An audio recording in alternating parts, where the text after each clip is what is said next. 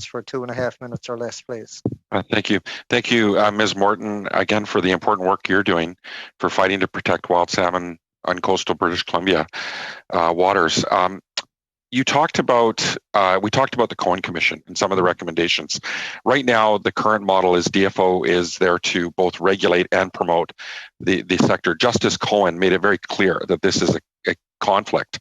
And also, now we're hearing from the minister that she's addressing all 75 recommendations made by the Cohen Commission, including, that would mean, number 19, which is about moving the fish farms out of the Broughton Archipelago if there's any impact on wild stocks.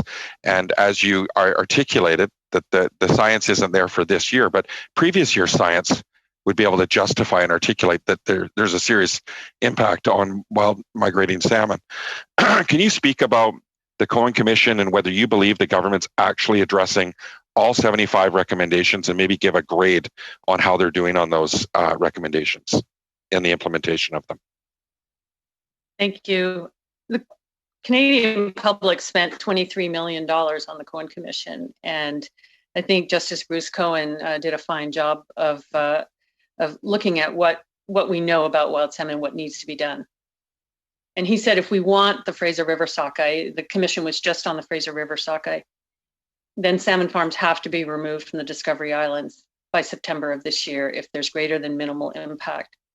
DFO has not come to me to ask about the sea lice outbreak this year. They were not out there themselves. Justice Bruce Cohen also said that, you know, the chance that the government has been captured by the fish farm industry is substantial. And when you see regulatory people moving back and forth, working in industry, then working in DFO, and then moving back to industry, they are the same people.